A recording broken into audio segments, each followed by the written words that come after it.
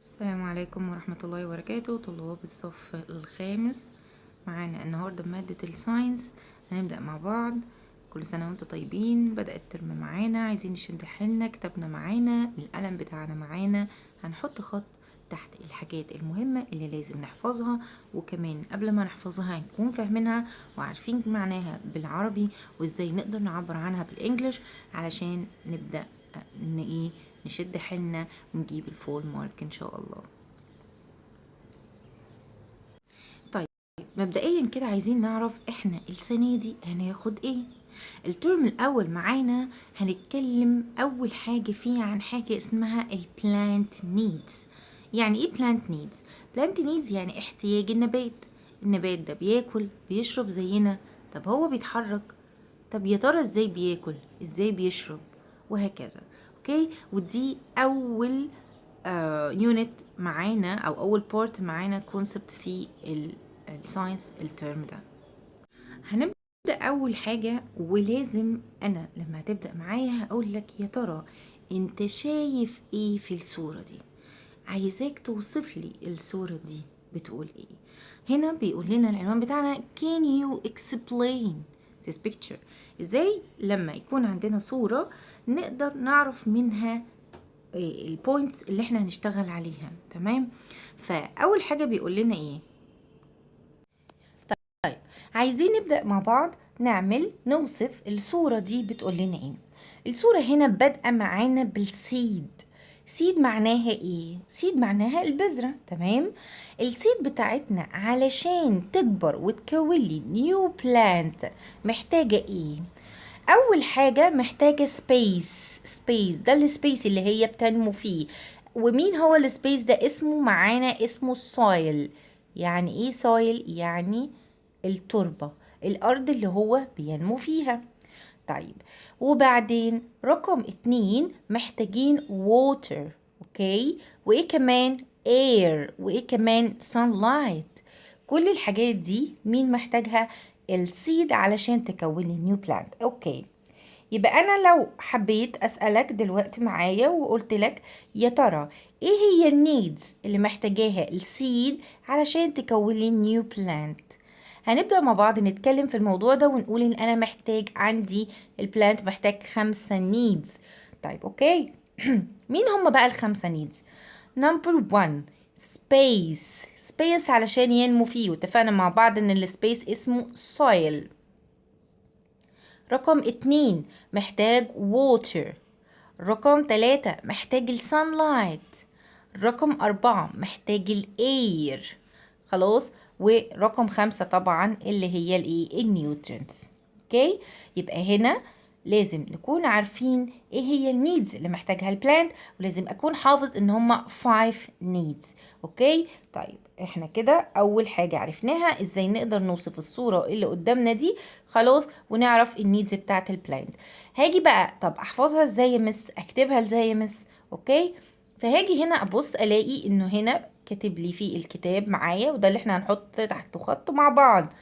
plant needs، اكون عارف ان هما 5 needs. مين هما؟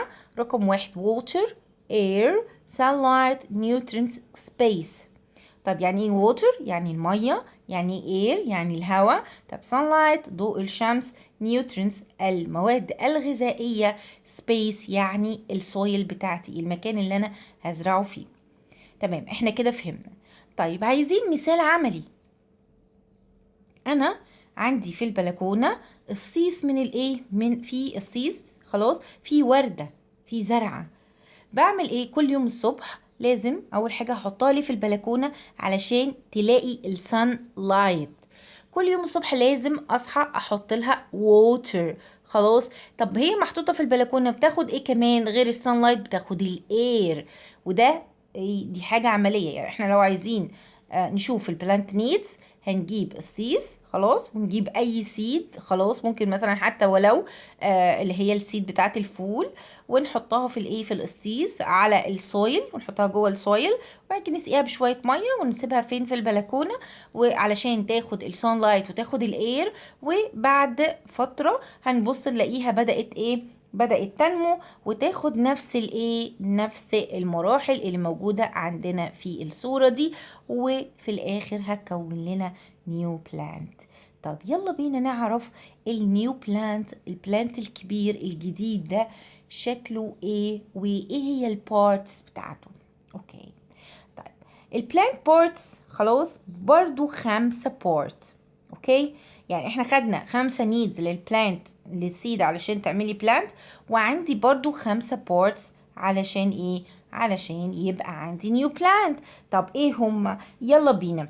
نمبر 1 روت، من الارض برضو من تحت لفوق، خلاص كده. نمبر 1 root، يعني ايه root؟ يعني الجذور. نمبر 2 stem، يعني ايه؟ يعني جذع الشجرة. نمبر 3 flower، الورد. نمبر 4 fruit، الايه؟ الفاكهة اللي هتطلع بعد كده. نمبر 5 الليف، ليف هنا معناها ورقة الشجر. تمام، يبقى اذا هاخد تاني بورت عندي النهارده في الدرس بتاعي، ايه هو؟ ايه هي ال parts of plant. parts of plant برضو نفس الكلام، 5 parts. مين هما؟ لازم اكون حافظهم. طب يا مس اكتبهم ازاي؟ هنكتبهم كالآتي، نحط خط مع بعض تحت الايه، تحت الكلام هنا. البلانت parts ايه هما؟ number 1 root stem leaves flowers fruits. تمام، 1 2 3 4 5، يبقى 5 parts. اوكي، طيب يبقى النهارده الدرس بتاعنا كان فيه 2 parts او 2 points، وال2 points عندهم 5 needs او 5 parts.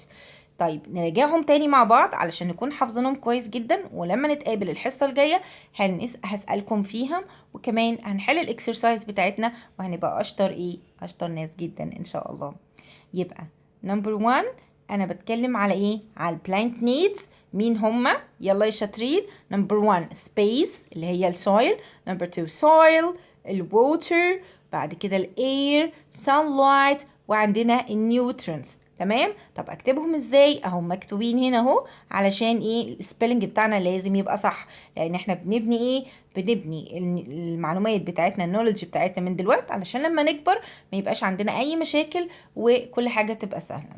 اوكي، طيب نمبر 2 اخدنا البلانت بقى، السيد الصغيره دي لما كبرت بقت ايه؟ بقت نيو بلانت. طب النيو بلانت ايه هي اجزاء؟ روت ستام فروت وفلاورز وليف. تمام كده درس النهارده خلص يا شاطرين.